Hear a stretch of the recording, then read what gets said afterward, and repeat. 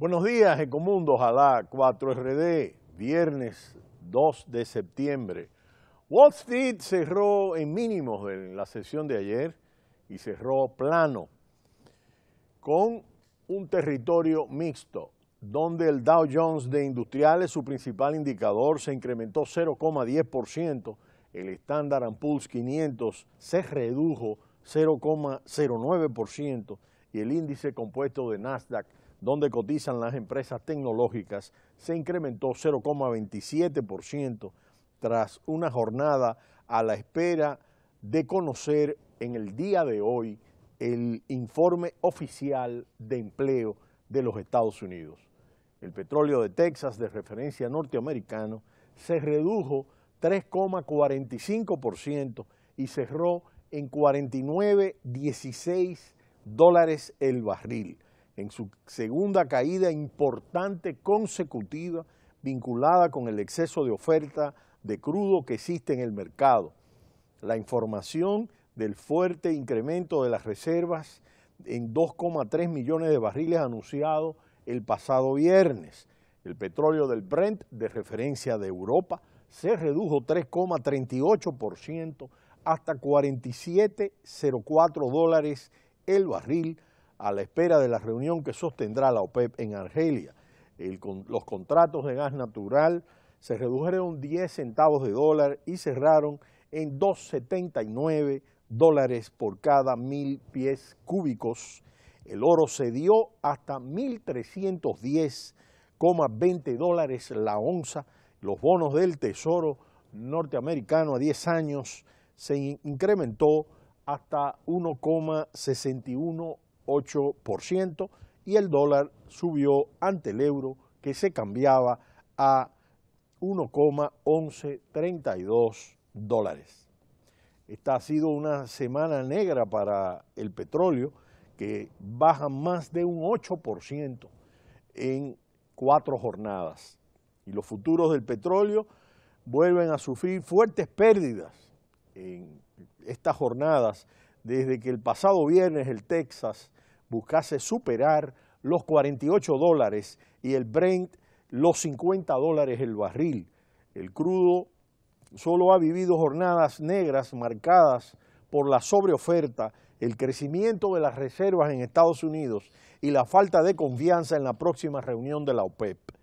En 4 días el precio acumula un desplome de más del 8% que está llevando a los futuros del Brent para entrega en noviembre a luchar por mantener los $45 el barril, mientras que el Texas busca no perder el soporte de los $43.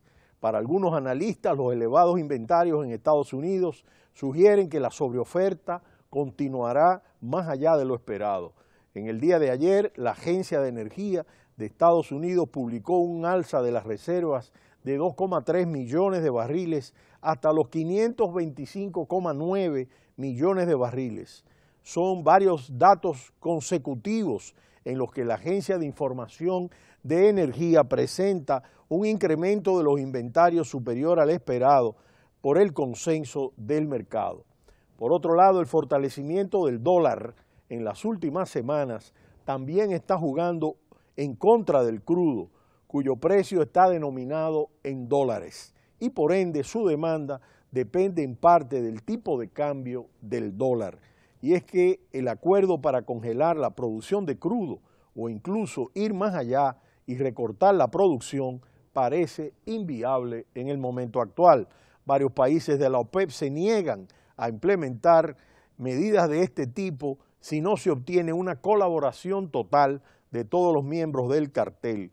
Como hemos analizado en Ecomundo, que esta situación es compleja, puesto que Irán tiene la intención de incrementar su producción de crudo hasta recuperar la cuota de mercado que tenía allá en el 2011-2012. Al mismo tiempo, Rusia ya ha confirmado que no congelará su producción mientras que el petróleo esté relativamente cerca de los $50. Si el crudo se aleja de este valor, el ministro de Energía ruso, Alexander Novak, podía entrar en conversaciones con la OPEP para tomar acciones conjuntas. Pero mientras eso no ocurra, Rusia continuará bombeando cerca de 11 millones de barriles por día, una cifra que no se veía desde la otrora Unión Soviética, lo que quiere decir que hay un bombeo muy fuerte para lograr obtener grandes valores pese a la disminución de los precios.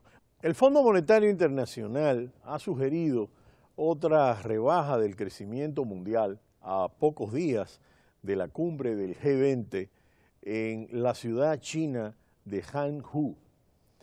La situación económica y social global y el fracaso de las políticas a la hora de resolver los problemas arraigados que sufren las mayores economías mundiales ha metido al mundo en el peor bache de bajo crecimiento de las últimas 3 décadas y la situación podría ir a peor, destacó ayer el Fondo Monetario Internacional, que apuntó a una rebaja en su próximo informe de perspectivas del crecimiento mundial. El Fondo Monetario Internacional ha destacado a los líderes del grupo de las 20 mayores economías mundiales que se reunirán a finales de esta semana, que la economía mundial corre el peligro de estancarse si no se toman medidas urgentes para revitalizar los desalentadores niveles de inversión y comercio, y lo que de acuerdo al fondo se realizan mayores esfuerzos para revertir la creciente ola de proteccionismo. Para Christine Lagarde, el péndulo político amenaza con oscilar hasta situarse en contra de la apertura económica si no se aplican medidas de política contundentes. El mundo podría sufrir un decepcionante crecimiento durante un largo periodo. Ha planteado que los datos de alta frecuencia apuntan a un crecimiento más flojo este año 2016, de acuerdo al informe del Fondo Monetario Internacional para el G20. Si el Fondo Monetario volviera a rebajar la previsión de crecimiento, la tasa de este año sería la más baja desde la crisis financiera del 2008-2009, cuando el mundo cayó en una recesión. Los mercados mundiales se estremecieron después de la inesperada decisión del Reino Unido en junio de abandonar a la Unión Europea, aunque desde entonces se han tranquilizado, pero la floja producción, la bajísima inflación y la desaceleración del comercio apuntan a un ritmo de crecimiento mundial aún menor que el 3,1% previsto en julio por el fondo, de acuerdo al documento presentado ayer. En este documento se establece que el crecimiento estadounidense ha sido muy frágil, muy débil, afectado por la solidez del dólar y las débiles exportaciones, pese a que es el punto luminoso de la economía global, y este informe lo considera de esta manera.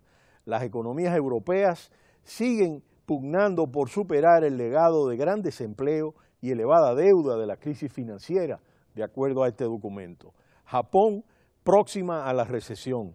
La desaceleración de China y el desplome prolongado de los precios de las materias primas asociado a ella continúan abrumando a muchos mercados emergentes. Brasil y Rusia lidian con profundas contracciones que ya duran 2 años.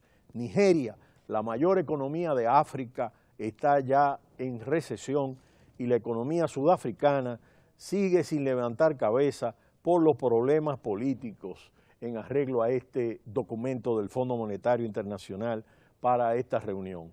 En ese contexto, los miembros del G20 no han logrado renovar sus economías de manera que se fomente el crecimiento a largo plazo a través de una mayor productividad.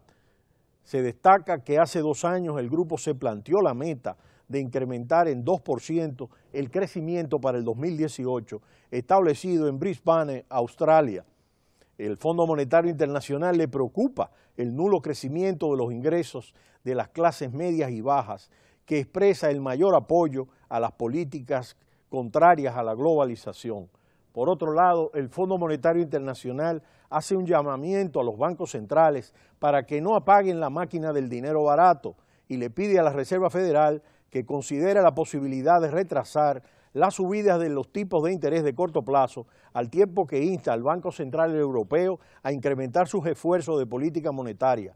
También recomienda una fiscalidad que favorezca el crecimiento, en un momento en que la efectividad de la política monetaria expansiva por sí sola ha planteado ya sus límites. Cristina Lagarde alerta sobre la desigualdad y, según explica en una nota publicada en el día de ayer, en una amplia muestra representativa de economías avanzadas, el ingreso del 10% superior se ha incrementado alrededor del 40% en los últimos 20 años, mientras que creció de manera muy moderada en los grupos de ingresos más bajos.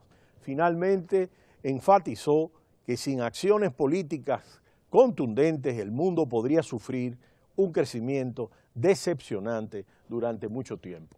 Resulta sumamente interesante valorar las apreciaciones de este informe puesto a circular en el día de ayer, dirigido a esta reunión del G20 para poder calibrar cuáles son las tendencias y cómo el Fondo Monetario Internacional ve la economía global. Pero será hasta el lunes cuando volveremos en Ecomundo, ojalá 4RD. Cita cultural, no le cambie.